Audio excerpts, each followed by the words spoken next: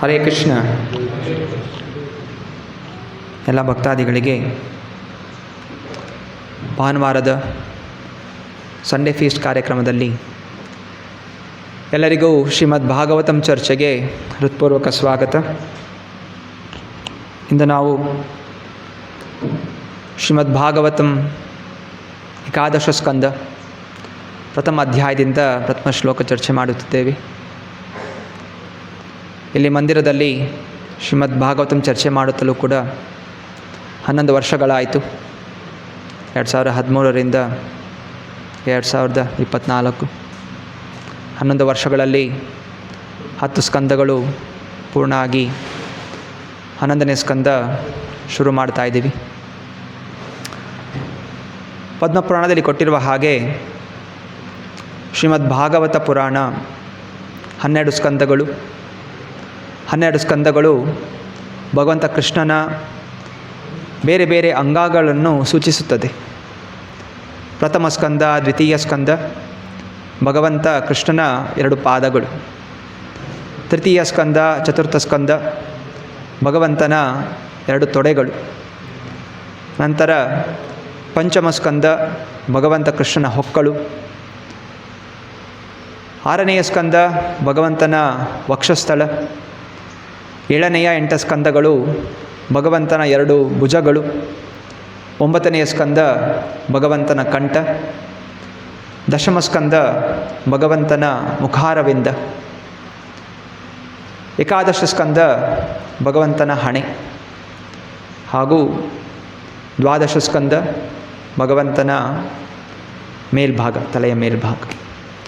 So ಹೀಗೆ ಶ್ರೀಮದ್ ಭಾಗವತಮನ್ನು ಅಧ್ಯಯನ ಮಾಡೋದರಿಂದ ಭಗವಂತ ಶ್ರೀಕೃಷ್ಣನ ಸಕಲ ಶಕ್ತಿ, ಸಕಲ ವೈಭವ, ಅವನ ಭಕ್ತಾದಿಗಳು ಇದೆಲ್ಲವನ್ನೂ ಕೂಡ ನಾವು ತಿಳಿಯಬಹುದು. ಏಕಾದಶ ಸ್ಕಂದ ಭಗವಂತನ ಹಣೆಯನ್ನು ಸೂಚಿಸುತ್ತಿದೆ.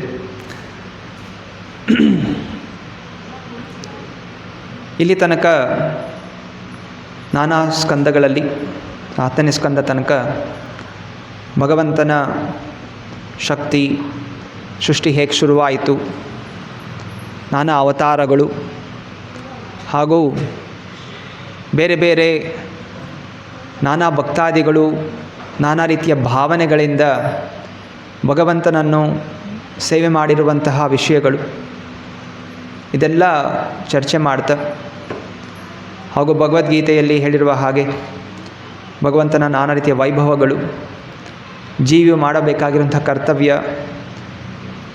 ಮನುಷ್ಯ ಜನ್ಮದ ಉದ್ದೇಶ ಇದೆಲ್ಲ ತಿಳಿದಿದ್ದೇವೆ.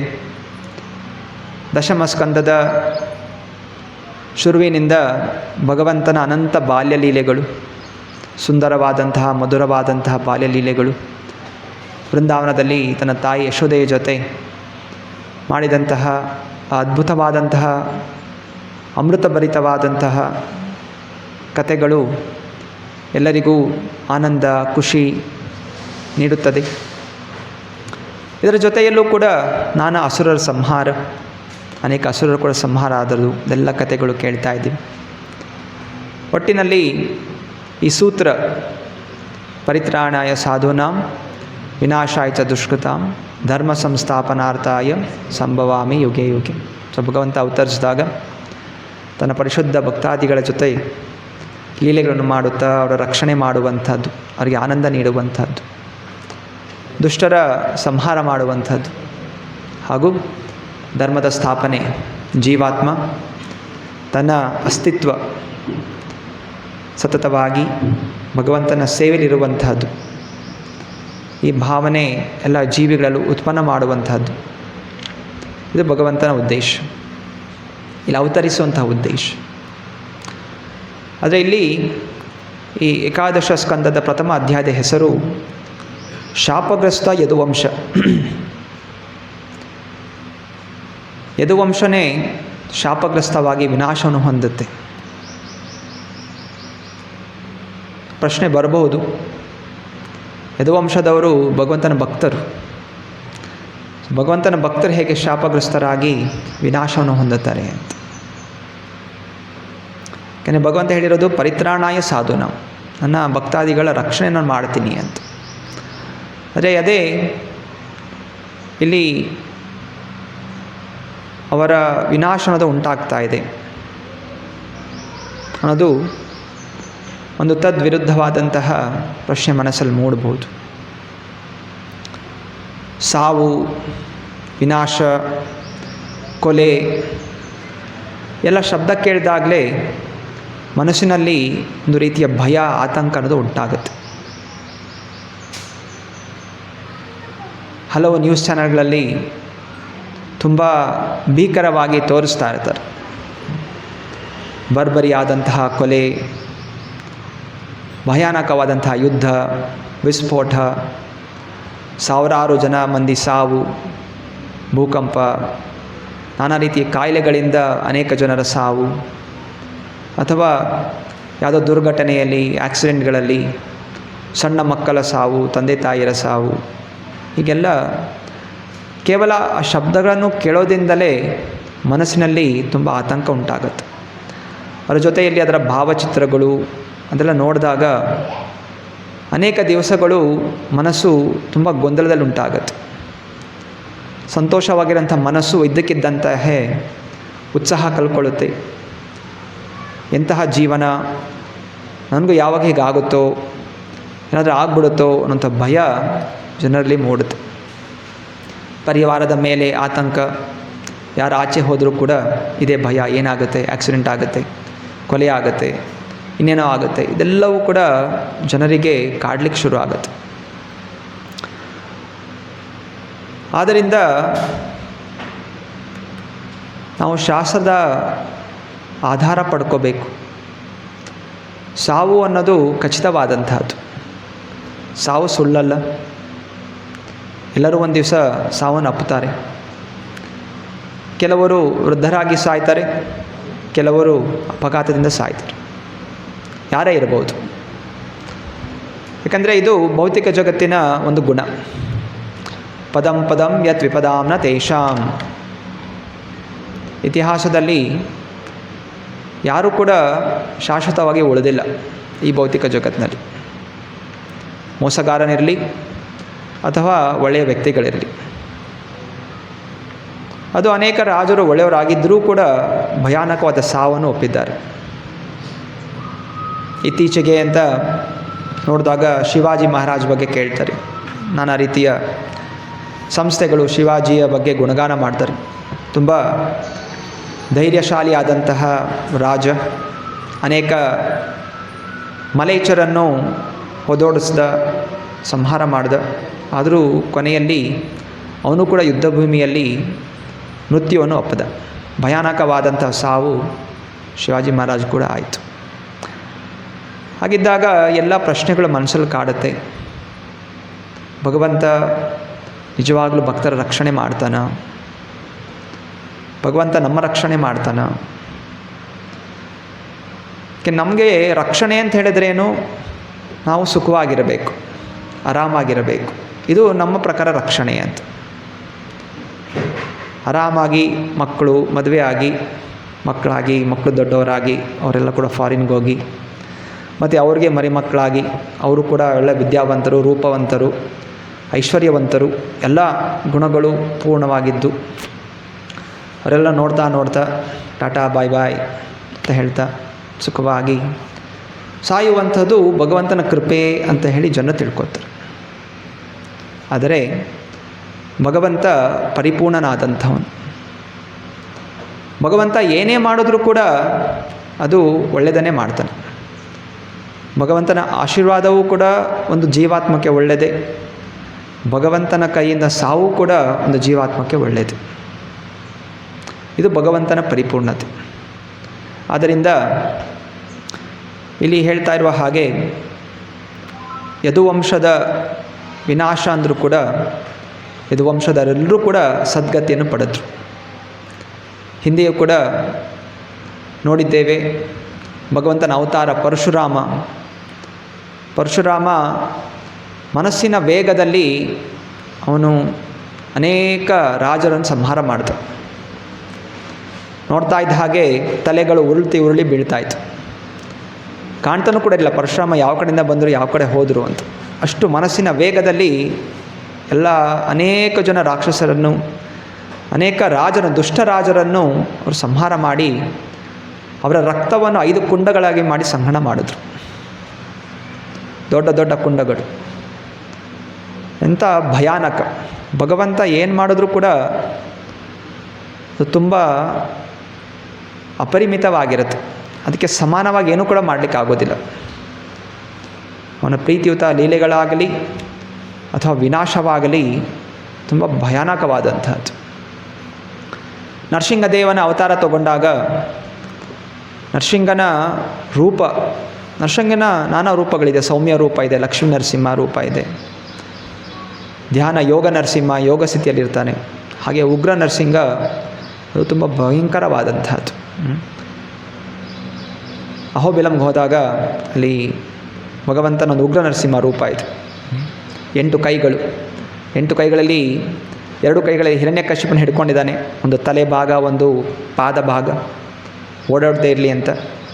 ಅನಂತರ ಇನ್ನೂ 2 ಕೈಗಳಲ್ಲಿ ಶಂಖಚಕ್ರ ಹಿಡಿದಿದ್ದಾನೆ. ಇನ್ನೂ 2 ಕೈಗಳಲ್ಲಿ ಆ ಉಗುರುಗಳಿಂದ ಹಿರಣ್ಯಕಶಿಪನ ಹೊಟ್ಟೆನ ಸೀಳ್ತಾ ಇದ್ದಾನೆ. ರಕ್ತ ಹೊರಗೆ ಬರ್ತಾ ಇದೆ, ಹೊಟ್ಟೆ ಸೀಳ್ಬಿಟ್ಟು. ಮತ್ತು ಇನ್ನೊಂದು ಕೈಯಲ್ಲಿ ಆ ಹೊಕ್ಕಳು, ಹಿರಣ್ಯಕಶಿಪನ ಹೊಕ್ಕಳು ತಗೊಂಡು ಮಾಲೆ ಥರ ಹಾಕ್ಕೊಂಡಿದ್ದಾನೆ. ಮತ್ತು ಇನ್ನೊಂದು ಕೈಯಲ್ಲಿ ಆ ಹಿರಣ್ಯಕಶಿಪನ ಹೃದಯವನ್ನು ತೆಗೆದು ಅವನು ಎತ್ತಿ ಬಿಸಾಕ್ತಾ ಇದ್ದಾನೆ. ತುಂಬ ಭರ್ಭರಿಯಾದಂತಹ ಕೊಲೆಯಾಯಿತು ಹಿರಣ್ಯಕಶಿಪುದು. ಆದರೂ ಯಾರೂ ಕೂಡ ನರಸಿಂಹನನ್ನು ಕೊಲೆಗಾರ, ಅವನ ಚಿಂತನೆ ಮಾಡಬಾರ್ದು ಅಂತ ಹೇಳೋದಿಲ್ಲ. ಬದಲಾಗಿ ಎಲ್ಲರೂ ಕೂಡ ಇತೋ ನರಸಿಂಹ ಪರತೋ ನರಸಿಂಹ ಯತೋ ಯತೋ ಯಾಮಿ ತತೋ ನರಸಿಂಹ ಅಂತ ಗುಣಗಾನ ಮಾಡ್ತಾರೆ, ಅವನು ಹಾಡ್ತಾರೆ. ಆ ನರಸಿಂಹನ ಆಶೀರ್ವಾದವನ್ನು ಪ್ರಾರ್ಥಿಸ್ತಾರೆ. ಯಾಕೆಂದರೆ ಗೊತ್ತು, ಭಗವಂತ ಅಲ್ಲಿ ಸಂಹಾರ ಮಾಡಿದ್ರು ಕೂಡ ಪ್ರಹ್ಲಾದನಿಗೂ ಆಶೀರ್ವಾದ ಸಿಕ್ತು, ಹಿರಣ್ಯಕಶಿಪಿಗೂ ಆಶೀರ್ವಾದ ಸಿಕ್ತು, ಅವನು ಕೂಡ ಮೋಕ್ಷವನ್ನು ಪಡೆದ. ಸೊ ಹಾಗೆಯೇ ಈ ಭಾರತ ಭೂಮಿ ಅತ್ಯಂತ ದಿವ್ಯವಾದಂತಹ ಭೂಮಿ. ಅನೇಕ ತೀರ್ಥಕ್ಷೇತ್ರಗಳು, ನದಿಗಳು, ಗಂಗಾ, ಸಪ್ತ ನದಿಗಳು ಇದೆಲ್ಲವೂ ಕೂಡ ಭಾರತದಲ್ಲಿ ಕಂಡುಬರುತ್ತೆ. ನಾನಾ ಅವತಾರಗಳು ಕೂಡ ಭಾರತದಲ್ಲೇ ಪ್ರಕಟವಾಗಿರುವಂಥದ್ದು. ಅನೇಕ ಆಚಾರ್ಯರು, ಸಂಪ್ರದಾಯದ ವೈಷ್ಣವ ಸಂಪ್ರದಾಯ ಆಚಾರ್ಯರು ಕೂಡ ಭಾರತದಲ್ಲೇ ಪ್ರಕಟವಾಗಿರುವಂಥದ್ದು, ಅವತರಿಸಿರುವಂಥದ್ದು. ಆದ್ದರಿಂದ ಅನೇಕ ದೇಶ ವಿದೇಶಗಳಿಂದ ಜನರು ಭಾರತಕ್ಕೆ ಬರ್ತಾರೆ ಸುಖ, ಶಾಂತಿ, ಧ್ಯಾನ ಇದೆಲ್ಲ ಅನುಭವಿಸಲಿಕ್ಕೆ. ಆದರೆ ಇದೇ ಭಾರತ ಭೂಮಿಯಲ್ಲೇ ನಾನಾ ರೀತಿಯ ಅಸುರರು ಕೂಡ ಪ್ರಕಟವಾಗಿದ್ದರು. ಕಂಸ, ಜರಾಸಂಧ, ನರಕಾಸುರ ಇವರೆಲ್ಲರೂ ಕೂಡ ಇದ್ದಿದ್ದು ಭಾರತದಲ್ಲಿ.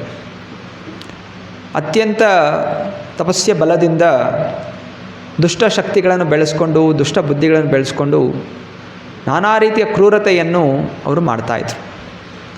ಬ್ರಾಹ್ಮಣರ ಸಂಹಾರ, ಆಕಳುಗಳ ಸಂಹಾರ, ಅತ್ಯಾಚಾರ ಇದೆಲ್ಲವನ್ನು ಮಾಡ್ತಾ ಎಷ್ಟೋ ಕೋಟ್ಯಾಂತರ ಜನ ಇಲ್ಲಿ ಮೆರೀತಾಯಿದ್ರು.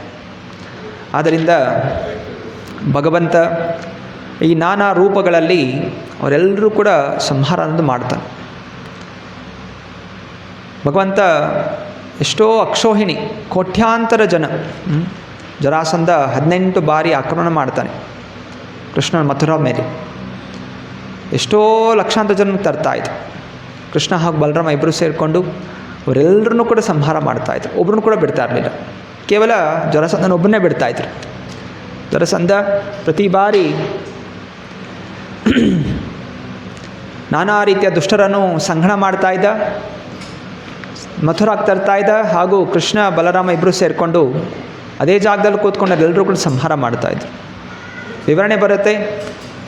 ನದಿ ಹರಿತಾ ಇತ್ತು, ರಕ್ತದ ನದಿ. ಆ ನದಿಯಲ್ಲಿ ನೋಡ್ತಾ ಇದ್ದ ಹಾಗೆ ಎಲ್ಲ ತಲೆಗಳು, ಭುಜಗಳು ಇದೆಲ್ಲ ನದಿಯಲ್ಲಿ ಮೊಸರುಗಳ ಹಾಗೆ ತೇಲ್ಕೊಂಡು ಹೋಗ್ತಾ ಇದೆ. ಆ ಎಲ್ಲ ಜನರ ಕೂದಲುಗಳು ಹೇಗೆ ನದಿಯಲ್ಲಿ ಹುಲ್ಲುಗಳು ಹರಿತಾ ಹೋಗುತ್ತೆ, ತೇಲ್ತಾ ಹೋಗುತ್ತೆ, ಹಾಗೆ ಜನರ ಕೂದಲುಗಳು ಅದೆಲ್ಲ ಕೂಡ ತೇಲ್ತಾ ಹೋಗ್ತದೆ. ಹೀಗೆ ರಕ್ತದ ನದಿ ಉಕ್ಕಿ ಹರಿತಾ ಇತ್ತು. ಇಂಥ ಭಯಾನಕವಾದಂತಹ ಸ್ಥಿತಿ. ಕೃಷ್ಣ ಪರಮಾತ್ಮ ಹಾಗೂ ಬಲರಾಮ ಇಬ್ಬರೂ ಸೇರಿಕೊಂಡು ಮಾಡ್ತಾಯಿದ್ರು. ಸೊ ಇಲ್ಲೂ ಕೂಡ ಭಗವಂತ ಎಲ್ಲ ಅದೃಷ್ಟ ಜನರನ್ನು ಸಂಹಾರ ಮಾಡ್ತಾಯಿದ್ರು. ಹಾಗಿದ್ದಾಗ ಇಲ್ಲಿ ಯದುವಂಶರ ಒಂದು ಸಂಹಾರ ಯಾಕಾಯಿತು? ಇದನ್ನು ವಿಶ್ವನಾಥ ಚಕ್ರವರ್ತಿ ಠಾಕೂರರು ಇಲ್ಲಿ ತಾತ್ಪರ್ಯದಲ್ಲಿ ಹೇಳ್ತಾ ಇದ್ದಾರೆ. ಇಡೀ 11ನೇ ಸ್ಕಂದದ ಸಾರಾಂಶವನ್ನು ಹೀಗೆ ನೀಡಿದ್ದಾರೆ. 1ನೇ ಅಧ್ಯಾಯವು ಮೌಷಲ ಲೀಲ ಅಥವಾ ಯದುವಂಶದ ನಾಶದ ಮುನ್ಸೂಚನೆಯನ್ನು ವಿವರಿಸುತ್ತದೆ. 2ರಿಂದ 5ನೇ ಅಧ್ಯಾಯದವರೆಗೆ 9 ಜನ ಯೋಗೇಂದ್ರರು ಹಾಗೂ ನಿಮಿರಾಜನ ನಡುವೆ ನಡೆದ ಸಂಭಾಷಣೆ. ಕೃಷ್ಣನಿಗೆ ನೆರವಾಗಲು ಅನೇಕ ದೇವಾನುದೇವತೆಗಳು ಯದುವಂಶದಲ್ಲಿ ಜನಿಸಿದ್ದರು. ಯದುವಂಶದ ಕೆಲವು ವ್ಯಕ್ತಿಗಳು ವಸ್ತುತಃ ಕೃಷ್ಣನ ಬಗ್ಗೆ ದ್ವೇಷ ಹೊಂದಿದ್ದರು ಎಂದು ಶ್ರೀಲ ಭಕ್ತಿಸಾರಕರು ಹೇಳುತ್ತಾರೆ.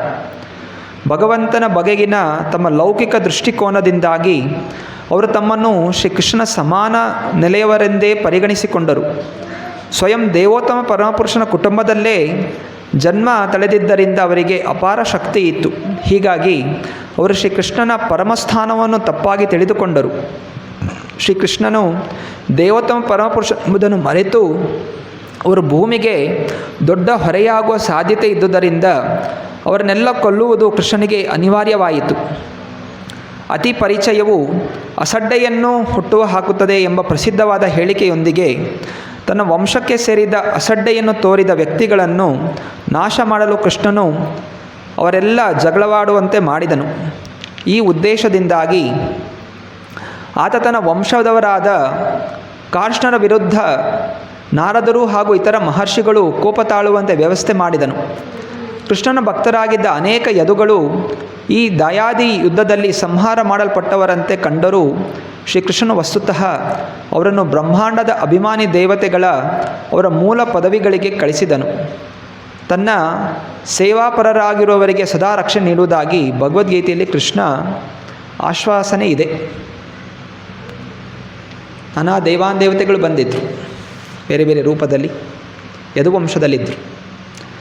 ಆದರೆ ದೇವಾನುದೇವತೆಗಳು ಕೂಡ ಕೆಲವೊಮ್ಮೆ ತಮ್ಮ ಅಸ್ತಿತ್ವವನ್ನು ಮರೆತು ಹೋಗ್ತಾರೆ. ನಾನು ಕೃಷ್ಣನ ಸೇವಕ ಅನ್ನುವಂತಹ ಚಿಂತನೆ ಮರೆತು ಕೃಷ್ಣ ನಮ್ಮ ಹಾಗೆಯೇ ಒಬ್ಬ ವ್ಯಕ್ತಿ ಅಂತ ತಿಳಿತಾರೆ.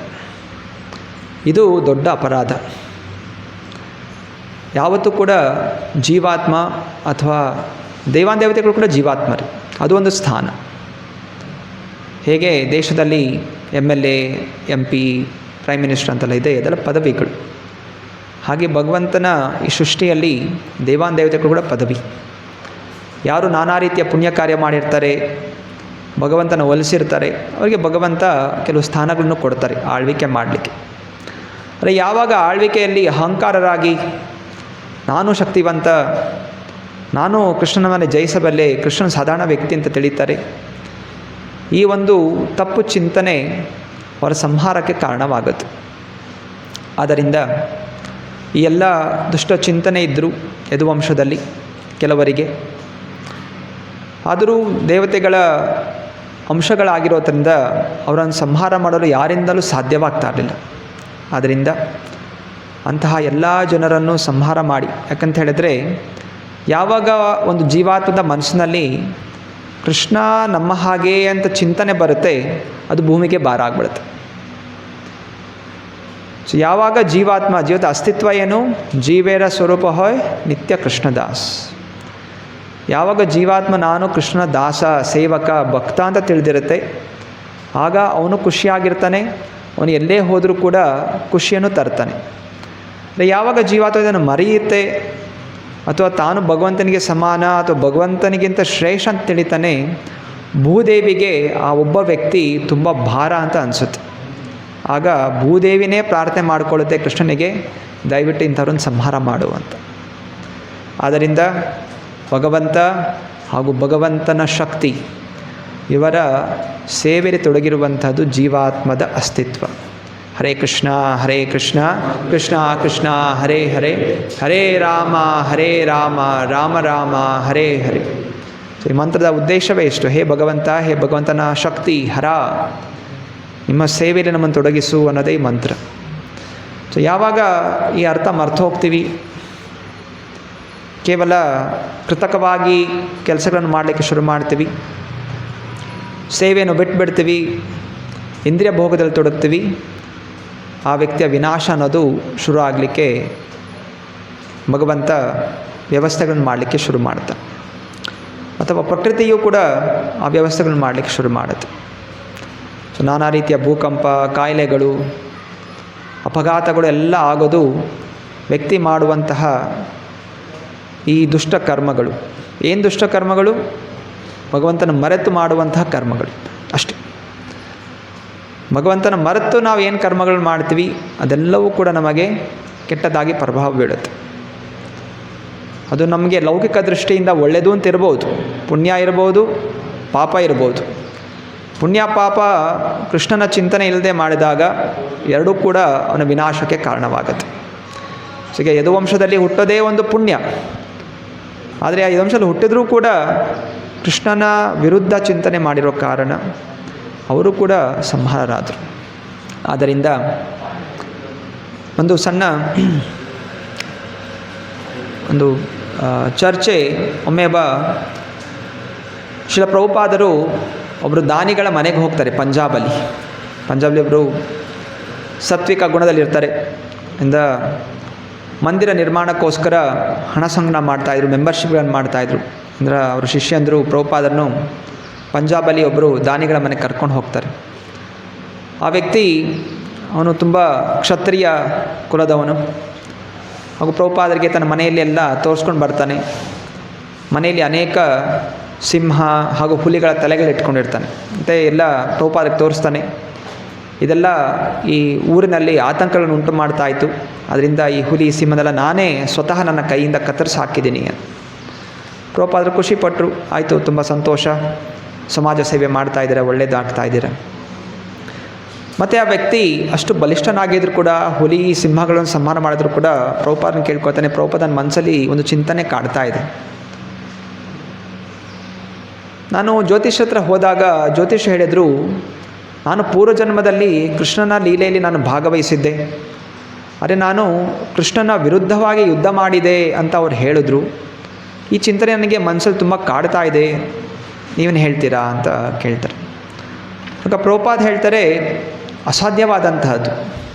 ಯಾಕೆ ಅಂತ ಹೇಳಿದ್ರೆ, ಕೃಷ್ಣ ಇದ್ದಾಗ ಯಾರೆಲ್ಲ ಯುದ್ಧದಲ್ಲಿ ಮೃತಪಟ್ಟರು ಅವರೆಲ್ಲರೂ ಕೂಡ ಮೋಕ್ಷವನ್ನು ಹೊಂದಿದ್ದಾರೆ. ಅರೆ ನೀನು ಇನ್ನು ಬಂದಿದೆಯಾ ಅಂತಂದರೆ ನೀನು ಆ ಯುದ್ಧದಲ್ಲಿ ಇರಲಿಕ್ಕೆ ಸಾಧ್ಯ ಇಲ್ಲ. ಆದ್ದರಿಂದ ಕೃಷ್ಣನ ವಿರುದ್ಧವಾಗಿ ನೀನು ಯುದ್ಧ ಮಾಡದೆ ಅನ್ನುವಂತಹ ಒಂದು ಈ ಭಾವನೆಯಿಂದ ಹೊರಗೆ ಬಾ ಅಂತ ಹೇಳ್ತಾರೆ. ಆಗ ಆ ವ್ಯಕ್ತಿಗೂ ಕೂಡ ಸಂತೋಷ ಆಗುತ್ತೆ, ನಾನು ಕೃಷ್ಣನ ವಿರುದ್ಧ ಏನು ಮಾಡಿಲ್ಲ ಅಂತ ಚಿಂತನೆ ಮಾಡ್ತಾ ಅವನು ಕೂಡ ಮೆಂಬರ್ಶಿಪ್ ಆಗ್ತಾನೆ. ಇಲ್ಲಿ ಪ್ರಭುಪಾದರು ಕೂಡ ಸಮರ್ಥನೆ ಕೊಡ್ತಾ ಇರುವಂಥದ್ದು, ಯುದ್ಧದಲ್ಲಿ ಕೃಷ್ಣ ಯಾರನ್ನೆಲ್ಲ ವಿನಾಶ ಮಾಡ್ದ ಅವರೆಲ್ಲರೂ ಕೂಡ ಸದ್ಗತಿಯನ್ನು ಪ್ರಾಪ್ತಿ ಮಾಡಿದ್ರು. ಶ್ರೀಲ ವಲ್ಲಭಾಚಾರ್ಯರು ತಮ್ಮ ಹಾಡಲ್ಲಿ ಹಾಡ್ತಾರೆ, ಅಧರಂ ಮಧುರಂ ವದನಂ ಮಧುರಂ ನಯನಂ ಮಧುರಂ ಹಸಿತಂ ಮಧುರಂ ಹೃದಯಂ ಮಧುರಂ ಗಮನಂ ಮಧುರಂ ಮಧುರಾಧಿಪತೇರ್ ಅಖಿಲಂ ಮಧುರಂ. ಕೃಷ್ಣನ ಪ್ರತಿಯೊಂದು ವಿಷಯವೂ ಕೂಡ ಮಧುರ, ಅಮೃತ ಇದ್ದ ಹಾಗೆ. ಅವನ ರೂಪ ಇರಲಿ, ಅವನ ಮಾತಿರಲಿ, ಅವನ ನಡೆ ಇರಲಿ, ಅವನ ನುಡಿ ಇರಲಿ, ಅವನ ಕಣ್ಣುಗಳು, ಅವನ ಹಸ್ತಗಳು, ಅವನ ತುಟಿಗಳು ಎಲ್ಲವೂ ಕೂಡ ಅಮೃತವೇ. ಹಾಗಿದ್ದಾಗ ಅವನು ಮಾಡಿದಂತಹ ಯುದ್ಧಗಳು ಕೂಡ ಅದು ಅಮೃತವೇ. ಅಜ್ಞಾನದಲ್ಲಿ, ಅಹಂಕಾರದಲ್ಲಿ ಒಬ್ಬ ವ್ಯಕ್ತಿಗೆ ಅದು ಭಯಾನಕವಾಗಿ ಕಂಡರೂ ಕೂಡ ದಿವ್ಯ ದೃಷ್ಟಿಯಿಂದ ಹಾಗೂ ಉತ್ತಮವಾದಂತಹ ಚಿಂತಕರ ದೃಷ್ಟಿಯಿಂದ ನೋಡಿದಾಗ ಅದೆಲ್ಲವೂ ಕೂಡ ಅದ್ಭುತವಾದಂಥದ್ದು, ದಿವ್ಯವಾದಂಥದ್ದು. ಆಚಾರ್ಯರು ಅವನ ಈ ಸಂಹಾರ ಮಾಡುವಂಥ ಗುಣವನ್ನು ವಿಸ್ತರಣೆ ಮಾಡ್ತಾ ಹೇಳ್ತಾ ಇದ್ದಾರೆ, 3 ವಿಷಯಗಳು ನಾವು ಕಾಣಬಹುದು ಭಗವಂತ ಯಾವಾಗ ವಿನಾಶವನ್ನು ಮಾಡ್ತಾನೆ. ಒಂದು, ಅವನು ಮಾಡುವಂತಹ ಒಂದು ವಿನಾಶಗಳು ಅದು ಪ್ರತ್ಯೇಕವಾದಂಥದ್ದು. ಅವನು ಮಾಡೋ ಥರ ವಿನಾಶ ಬೇರೆ ಯಾರು ಕೂಡ ಮಾಡಲಿಕ್ಕೆ ಸಾಧ್ಯ ಇಲ್ಲ. ವಿನಾಶವನ್ನು ಕೂಡ ಆ ರೀತಿ ಮಾಡಲಿಕ್ಕೆ ಯಾವ ಜೀವಾತ್ಮದೇನೂ ಕೂಡ ಸಾಧ್ಯ ಇಲ್ಲ. ಕೆಲವೊಮ್ಮೆ ವಿನಾಶ ಮಾಡಿದಾಗ ರಕ್ತದ ನದಿಯನ್ನೇ ಹರಿಸ್ತಾನೆ. ಆದರೆ ಇನ್ನೊಮ್ಮೆ ಕೆಲವೊಮ್ಮೆ ವಿನಾಶ ಮಾಡಿದಾಗ ಒಂದು ಹನಿ ರಕ್ತವೂ ಕೂಡ ಬೀಳದೇ ಇರೋ ಹಾಗೆ ನೋಡ್ಕೋತಾನೆ. ಮಹಾಭಾರತದಲ್ಲಿ ಯುಧಿಷ್ಠ ಮಹಾರಾಜ ರಾಜಸೂಯ ಯಜ್ಞವನ್ನು ಆಚರಿಸ್ತಾನೆ. ಆಗ ಯುಧಿಷ್ಠ ಮಹಾರಾಜ ಈ ಯಜ್ಞಕ್ಕೆ ಯಾರು ಮುಖ್ಯ ಅಧಿಪತಿ ಇರಬೇಕು ಅಂತ ಚಿಂತನೆ ಮಾಡ್ತಾ ಎಲ್ಲರನ್ನು ಪರಾಮರ್ಶೆ ಮಾಡಿ ಕೃಷ್ಣನೇ ಮುಖ್ಯ ಆದ ಅಧಿಪತಿಯನ್ನು ಸ್ವೀಕಾರ ಮಾಡಬೇಕು ಅಂತ ಹೇಳಿ ಪರಿಗಣಿಸ್ತಾರೆ. ಆಗ ಒಬ್ಬ ವ್ಯಕ್ತಿ ತುಂಬ ಕ್ರೋಧದಿಂದ ಕಿರ್ಚಾಟಕ್ಕೆ ಶುರು ಮಾಡ್ತಾನೆ. ಯಾರವನು? ಶಿಶುಪಾಲ. ಶಿಶುಪಾಲ ಬಂದು ಬಾಯಿಗೆ ಬಂದಾಗ ಬೈಲಿಕ್ಕೆ ಶುರು ಮಾಡ್ತಾನೆ ಕೃಷ್ಣನಿಗೆ. ಅಯೋಗ್ಯ, ನಾನಾ ರೀತಿಯಲ್ಲಿ ಬೈಯಕ್ಕೆ ಶುರು ಮಾಡ್ತಾನೆ. ಕೃಷ್ಣ ಶಿಶುಪಾಲನ ತಾಯಿಗೆ ವರ ಕೊಟ್ಟಿರ್ತಾರೆ, ನಿನ್ನ ಮಗ 100 ತಪ್ಪುಗಳು ಮಾಡೋ ತನಕ ಕ್ಷಮಿಸ್ತೀನಿ, 100ನೇ 1 ತಪ್ಪು ಮಾಡಿದಾಗ ಒಂದು ಸಂಹಾರ ಮಾಡ್ತೀನಿ ಅಂತ. ಹಾಗೆಯೇ ಶಿಶುಪಾಲ ಬೈತಾ ಇದ್ದ ಸುಮ್ಮನೆ ಇದ್ದ. ಯಾವಾಗ 100 ತಪ್ಪುಗಳು ನಿಂದನೆಗಳು ದಾಟಿತು, ಕೃಷ್ಣ ತನ್ನ ಸುದರ್ಶನ ಚಕ್ರದಿಂದ ಅವನ ತಲೆಯನ್ನು ಕತ್ತರಿಸಾಕ್ಬಿಡ್ತಾನೆ. ತಲೆ ಕತ್ತರಿಸಿದಾಗ ಏನಾಗಬೇಕು? ರಕ್ತ ಹರಿಬೇಕು ದೇಹದಿಂದ. ಆದರೆ ಯುಧಿಷ್ಠ ಮಹಾರಾಜ ಯಜ್ಞವನ್ನು ಆಚರಣೆ ಮಾಡ್ತಾಯಿದ್ದ. ಎಷ್ಟೋ ತಿಂಗಳುಗಳು ನಡೆದಿತ್ತು ಯಜ್ಞ. ಅಲ್ಲಿ ರಕ್ತ ಅನ್ನೋದು ಬಿದ್ದರೆ ಅದು ಅಶುದ್ಧವಾಗ್ಬಿಡುತ್ತೆ, ಮತ್ತು ಯಜ್ಞದ ಫಲನೂ ಸಿಗೋದಿಲ್ಲ. ಆದ್ದರಿಂದ ಕೃಷ್ಣ ಯಾವಾಗ ಸುದರ್ಶನ ಚಕ್ರವನ್ನು ಬಿಟ್ಟು ಶಿಶುಪಾಲನ ವಧ ಮಾಡಿದ, ಒಂದು ಹನಿ ರಕ್ತವೂ ಕೂಡ ಅಲ್ಲಿ ಬೀಳಲಿಲ್ಲ. ಹೇಗಾಗಿತ್ತು? ಅದು ಕೇವಲ ಕೃಷ್ಣ ಮಾತ್ರ ಮಾಡಲಿಕ್ಕೆ ಸಾಧ್ಯ. ಇನ್ನೊಂದು ಕಡೆ ಅರ್ಜುನನೂ ಕೂಡ ಅಷ್ಟೇ. ಅರ್ಜುನ ಮಹಾಭಾರತದಲ್ಲಿ ಜಯದ್ರಥನ ಸಂಹಾರ ಮಾಡಿದಾಗ ಜಯದ್ರಥನ ಹೊರಗಿತ್ತು. ಜಯದ್ರಥನ ತಂದೆ ವರ ಕೊಟ್ಟಿದ್ದರು, ಯಾರು ನನ್ನ ಮಗನ ತಲೆಯನ್ನು ನೆಲಕ್ಕೆ ಬೀಳಿಸ್ತಾರೋ ಅವರ ತಲೆ ಸಿಡಿದು ಸಾಯಬೇಕು ಅಂತ ವರ ಕೊಟ್ಟಿರ್ತಾರೆ. ಯಾರಿಗೂ ಗೊತ್ತಿರೋದಿಲ್ಲ, ಕೃಷ್ಣನಿಗೆ ಗೊತ್ತಿತ್ತು. ಕೃಷ್ಣ ಅರ್ಜುನಿಗೆ ಶಕ್ತಿ ಕೊಡ್ತಾನೆ.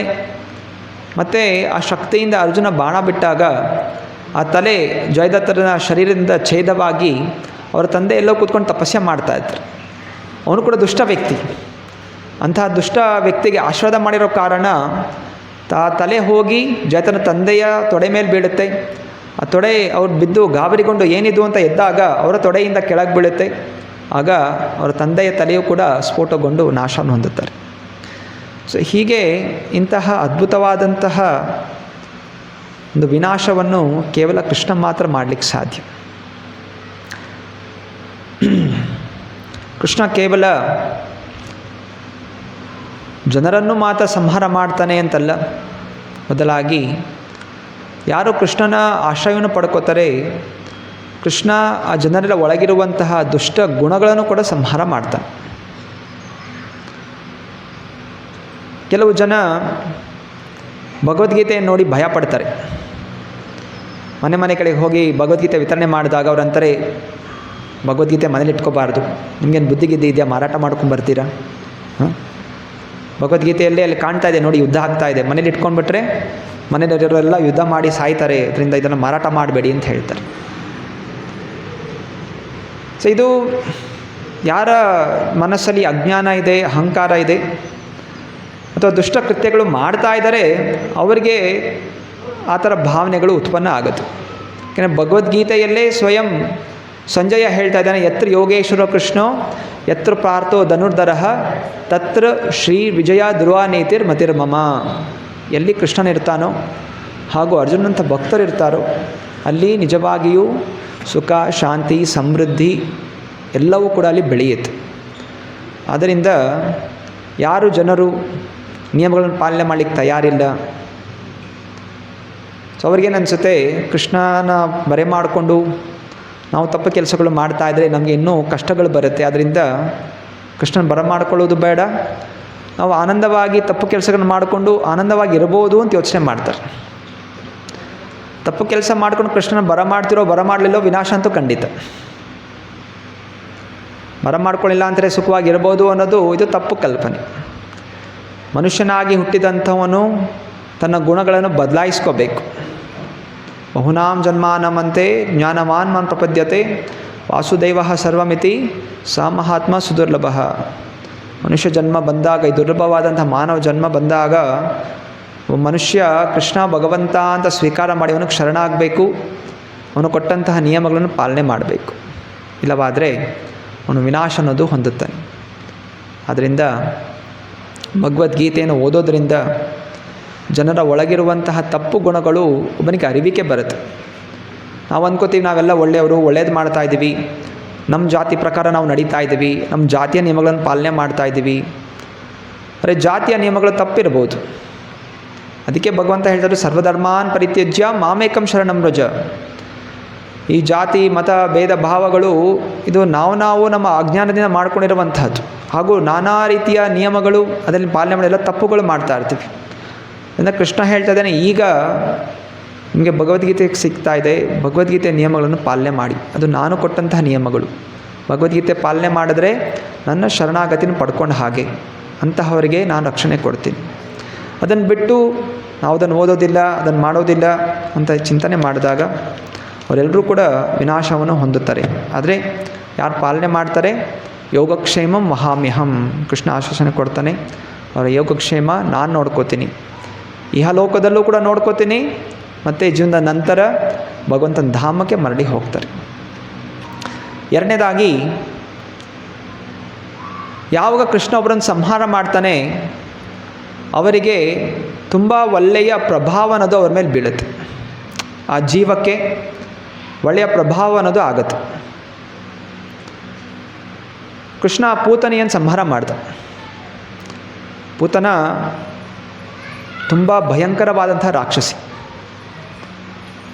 ಅವಳು ಸತ್ತು ಬಿದ್ದಾಗ ನೋಡ್ತಾ ಇದ್ರು, ದೊಡ್ಡ ಎಷ್ಟೋ 8 ಮೈಲಿ ಉದ್ದ ಕೋರೆ ಹಲ್ಲುಗಳು ಎಲ್ಲ ಇತ್ತು, ಭಯಂಕರವಾದಂಥ ರೂಪ ಇತ್ತು. ಸಾಯ್ಬೇಕಾದ್ರೂ ಕೂಡ ತುಂಬ ಭಯಾನಕವಾದ ಸಾವಾಯಿತು. ಸುಂದರವಾಗಿ ಮೈ ಮಾರಿಸ್ಕೊಂಡು ಬಂದಿದ್ದು, ರೂಪ ಮಾರಿಸ್ಕೊಂಡು ಬಂದಿದ್ದು. ಎಲ್ಲ ವೃಂದಾವನ ನಿವಾಸಿಗಳು ಅಂದ್ಕೊಂಡು ಲಕ್ಷ್ಮೀದೇವಿನೇ ಬಂದಿರ್ಬೋದು, ಯಾವುದೋ ದೇವತೆ ಬಂದಿದ್ದಾರೆ ಅಂಥೇಳಿ ಕೃಷ್ಣನ ಕೈ ಕೊಟ್ಬಿಟ್ರು. ಕೃಷ್ಣ ಅವಳ ಜೀವವನ್ನು ಹೀರ್ಲಿಕ್ಕೆ ಶುರು ಮಾಡಿದ. ಯಾವಾಗ ಜೀವ ಹೋಗುತ್ತೆ, ಶಾಸ್ತ್ರ ಹೇಳುತ್ತೆ 1000 ಚೇಳುಗಳು ಮೈಗೆ ಚುಚ್ಚಿದಾಗಂತ ನೋವಾಗುತ್ತಂತೆ. ಯಾವಾಗ ಜೀವಾತ್ಮ ದೇಹದಿಂದ ಹೋಗುತ್ತೆ 1000 ಚೇಳುಗಳು ಚುಚ್ಚಿದಾಗ ಆಗುತ್ತಂತೆ. ಆಗ ಅವಳು ಏನು ಮಾಡ್ತಾಳೆ, ಕೈ ಕಾಲೆಲ್ಲ ಹಾಕ್ಕೊಂಡು ಒದ್ದಾಡ್ತಾಯಿದ್ದು, ಕೂಗಾಡ್ತಾಯಿದ್ದು, ಕಿರ್ಚ್ತಾಯಿದ್ದು, ನಾನು ಕಾಪಾಡಿ ಕಾಪಾಡಿ ಅಂತೇಳಿ ಕಿರ್ಚ್ಕೊಂಡು ಓಡಿದ್ಲು. ಮನೆಯಿಂದ ಆಚೆ ಓಡಿ ವಿಲ ಒದ್ದಾಡ್ಬಿಟ್ಟು ಸತ್ಲು. ಆದರೆ ಕಾಲಕ್ರಮೇಣ ಎಲ್ಲ ನಾಸುಗಳು ಇಷ್ಟು ದೊಡ್ಡ ಗಾತ್ರದ ದೇಹ, ಇದನ್ನು ಹೆಂಗೆ ಇದನ್ನು ಸುಡೋದು ಅಂತೇಳಿ ಎಲ್ಲ ಕತ್ತರಿಸ್ಬಿಟ್ಟು ಸುಡ್ತಾರೆ. ಯಾವಾಗ ಸುಡ್ತಾರೆ, ಆ ಸುಟ್ಟಿರೋ ಹೊಗೆಯಿಂದ ಚಂದನ ಹಾಗೂ ಅಗುರಿನ ಸುವಾಸನೆ ಬರಲಿಕ್ಕೆ ಶುರು ಆಗುತ್ತಂತೆ. ಅಂತಹ ರಾಕ್ಷಸಿ ನಾನಾ ರೀತಿಯ ಮಕ್ಕಳನ್ನು, ನಾನಾ ರೀತಿಯ ಜನರನ್ನು ಮಾಂಸಭಕ್ಷಣೆ ಮಾಡಿದಂತಹ ರಾಕ್ಷಸಿಯ ದೇಹ ಸುಟ್ಟಾಗ ಏನು ಬರ್ತಾಯಿತ್ತು, ಚಂದನ ಅಗುರಿನಿಂದ ಒಂದು ಸುವಾಸನೆ ಉತ್ಪನ್ನ ಆಗ್ತಾಯಿತ್ತು. ಯಾಕೋಸ್ಕರ ಕೃಷ್ಣ ಅವಳು ಹಾಳು ಕುಡಿಸಿದ್ಲು ಅಂತ ಹೇಳಿ ಅವಳಿಗೆ ಮೋಕ್ಷವನ್ನು ಪ್ರದಾನ ಮಾಡ್ದ. ಆ ಜೀವಾತ್ಮ ವೈಕುಂಠ ಲೋಕಕ್ಕೆ ಹೋಯಿತು, ಮತ್ತು ದೇಹವೂ ಕೂಡ ದಿವ್ಯವಾಗಿ ಪರಿವರ್ತನೆಗೊಳ್ತು. ಅಂತ ರಾಕ್ಷಸಿಯ ದೇಹ ಹೀಗೆ ಅದ್ಭುತವಾಗಿ ಪರಿವರ್ತನೆಗೊಂಡಿತ್ತು. ಆದ್ದರಿಂದ ಭಗವಂತ ಸಂಹಾರ ಮಾಡಿದ್ರೂ ಕೂಡ ಅದು ಒಳ್ಳೆಯ ಪ್ರಭಾವವನ್ನು ಆ ವ್ಯಕ್ತಿಯ ಮೇಲೆ ಕೊಡುತ್ತೆ. ಮೂರನೇದಾಗಿ, ಯಾವ ಜಾಗದಲ್ಲಿ ಸಂಹಾರವಾಗುತ್ತೆ ಆ ಜಾಗವೇ ತೀರ್ಥಕ್ಷೇತ್ರ ಆಗಿ ಬದಲಾವಣೆ ಆಗಿಬಿಡುತ್ತೆ. ವಿನಾಶ ಯುದ್ಧಗಳು ಭೌತಿಕ ಜನರು ಮಾಡಿದ್ರು. ವಿಶ್ವಯುದ್ಧ ಆಯಿತು, ಪ್ರಥಮ ವಿಶ್ವಯುದ್ಧ, ದ್ವಿತೀಯ ವಿಶ್ವಯುದ್ಧ. ಜರ್ಮನಿಯಲ್ಲಿ ನಾನಾ ರೀತಿಯ ಅಪಘಾತಗಳಾಯಿತು. ಜಪಾನಲ್ಲಿ ಹಿರೋಶಿಮಾ ನಾಗಸಾಕಿಯಲ್ಲಿ ಅಣು ಬಾಂಬ್ ವಿಸ್ಫೋಟ ಆಯಿತು. ಇವತ್ತಿಗೂ ಕೂಡ 50 ವರ್ಷಗಳಿಂದ ಮೇಲಾದರೂ ಕೂಡ ಇವತ್ತಲ್ಲಿ ಹುಟ್ಟುವಂಥ ಮಕ್ಕಳಲ್ಲಿ ಅಂಗವಿಕಲತೆ ಕಂಡು ಬರ್ತಾ ಇದೆ. ಅದು ಮರುಭೂಮಿಯಾಗಿದೆ. ಇವತ್ತು ಕೂಡ ಜನ ಹೋಗಿ ಆ ಜಾಗಕ್ಕೆ ಹೋಗಿ ಅಲ್ಲಿ ಅಳ್ತಾರೆ, ನಮ್ಮ ಪೂರ್ವಜರ ಆತ್ಮಕ್ಕೆ ಶಾಂತಿ ಸಿಗಲಿ ಅಂತ ಹೇಳಿ ಹೂವನ್ನು ಹಾಕಿ ಬರ್ತಾರೆ ಅಲ್ಲಿನ ಜನ. ಆದರೆ ಕೃಷ್ಣ ಸಂಹಾರ ಮಾಡಿದಂತಹ ಜಾಗಗಳು, ಕುರುಕ್ಷೇತ್ರ, ಮಹಾಭಾರತ ಯುದ್ಧ ಆಯಿತು, ಪ್ರಭಾಸ ಕ್ಷೇತ್ರ, ಯದುವಂಶಗಳ ವಿನಾಶ ಆಯಿತು.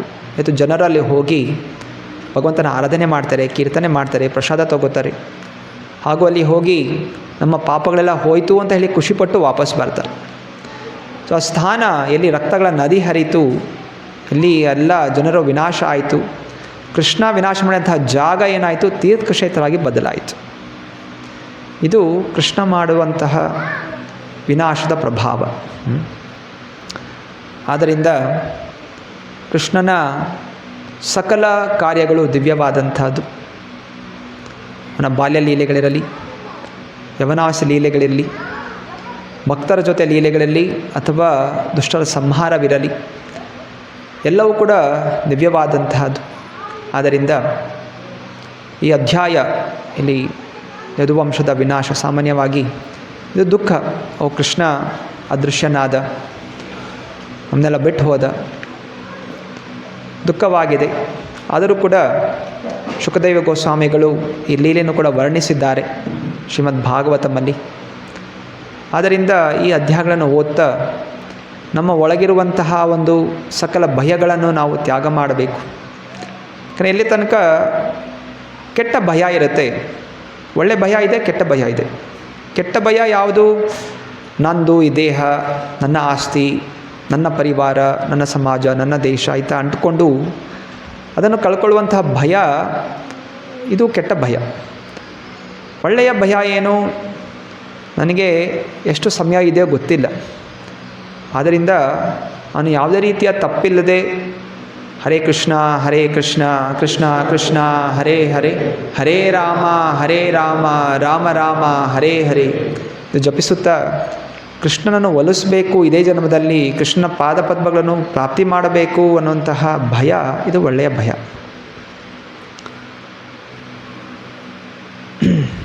ಯಾವಾಗ ನಾವು ಈ ಭಾಗವತಂ, ಈ ಏಕಾದಶ ಸ್ಕಂದವನ್ನು ಓದ್ತೀವಿ, ನಾವು ಭಗವಂತನ ಪಾದಪದ್ಮಗಳ ಆಶ್ರಯನ ಪಡ್ಕೋತೀವಿ, ಧ್ಯಾನಿಸ್ತೀವಿ, ನಮ್ಮಲ್ಲಿರುವಂತಹ ಕೆಟ್ಟ ಗುಣಗಳು ನಾಶವಾಗಲಿ.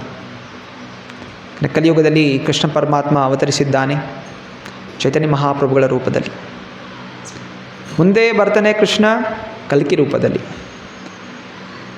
ಒಬ್ಬರು ಶಿಷ್ಯನ ಕೇಳಿದ್ದಾರೆ, ಪ್ರಭುಪಾದ್ ಕಲ್ಕಿ ರೂಪದಲ್ಲಿ ಏನು ಮಾಡ್ತಾರೆ ಭಗವಂತ ಅಂತ. ಕಲ್ಕಿ ರೂಪದಲ್ಲಿ ಮತ್ತೆ ಪುನಃ ಕೇವಲ ವಿನಾಶ. ದುಷ್ಟ ಜನರು, ಕಲಿಯುಗದ ಅಂತಿಮದಲ್ಲಿ ಎಲ್ಲ ದುಷ್ಟ ಜನರು ಇರ್ತಾರೆ. ಆಗ ಕೃಷ್ಣ ಒಂದು ಬಿಡಿ ಕುದುರೆಯ ಮೇಲೆ ಖಡ್ಗವನ್ನು ಇಟ್ಕೊಂಡು ಬಂದು ಎಲ್ಲ ಜನರನ್ನು ಸಂಹಾರ ಮಾಡಿ, ದುಷ್ಟರನ್ನು ಸಂಹಾರ ಮಾಡಿ ಮತ್ತೆ ಪುನಃ ಸತ್ಯಯುಗದ ಸ್ಥಾಪನೆಯನ್ನು ಮಾಡ್ತಾರೆ. ಆದರೆ ಈ ಕಲಿಯುಗದಲ್ಲಿ ಪ್ರಥಮ ಭಾಗದಲ್ಲಿ ಕೃಷ್ಣ ಬರ್ತಾ ಇದ್ದಾನೆ ಚೈತನ್ಯ ಮಹಾಪ್ರಭುಗಳಾಗಿ. ರೂಪ ಗೋಸ್ವಾಮಿಯವರು ಹಾಡ್ತಾರೆ, ನಮೋ ಮಹಾವದನ್ಯಾಯ ಕೃಷ್ಣ ಪ್ರೇಮ ಪ್ರಧಾಯತೆ ಕೃಷ್ಣಾಯ ಕೃಷ್ಣ ಚೈತನ್ಯ ನಾಮ್ನೆ ಗೌರತ್ವಿಷಯ ನಮೋ ನಮಃ. ಈ ಪ್ರಥಮ ಭಾಗದಲ್ಲಿ ಕೃಷ್ಣನ ಅವತಾರ, ಈ ಗುಪ್ತ ಅವತಾರ, ಯಾರೆಲ್ಲ ಈ ಹರೇ ಕೃಷ್ಣ ಮಹಾಮಂತ್ರನ ಶ್ರದ್ಧಾಭಕ್ತಿಯನ್ನು ಜಪಿಸ್ತಾರೆ, 4 ನಿಯಮಗಳ ಪಾಲನೆ ಮಾಡ್ತಾರೆ, ಭಕ್ತರ ಸಂಘದಲ್ಲಿ ಗುರುಗಳ ಆಶ್ರಯ ಪಡ್ಕೊಂಡು ಭಾಗವತಂ ಭಗವದ್ಗೀತೆ ಅಧ್ಯಯನ ಮಾಡ್ತಾ ಕೃಷ್ಣ ಭಕ್ತಿಯ ಪ್ರಚಾರ ಅನ್ನೋದು ಮಾಡ್ತಾರೆ, ಅವ್ರನ್ನೆಲ್ಲ ಕೃಷ್ಣ ತನ್ನ ನಿಜಧಾಮ ಗೋಲಕ ವೃಂದಾವನಕ್ಕೆ ಕರೆದೊಯ್ತಾನೆ. ಆದ್ದರಿಂದ ನಾವೆಲ್ಲರೂ ಕೃಷ್ಣ ಭಕ್ತಿಯನ್ನು ಆಚರಿಸೋಣ, ಕೃಷ್ಣನ ಮೇಲೆ ನಂಬಿಕೆಯನ್ನು ಬೆಳೆಸ್ಕೊಳ್ಳೋಣ, ದುಷ್ಟ ಭಾವನೆಗಳಿಂದ ಮುಕ್ತರಾಗೋಣ, ಶುದ್ಧವಾದ ಭಕ್ತರಾಗೋಣ. ಹರೇ ಕೃಷ್ಣ ಕೃಷ್ಣ ಕೃಷ್ಣ ಹರೇ ಹರೇ, ಹರೇ ರಾಮ ರಾಮ ರಾಮ ಹರೇ ಹರೇ. ಅದು ಪ್ರಶ್ನೆಗಳಿದೆಯಾ ಇವತ್ತಿನ ಅಧ್ಯಾಯದಿಂದ?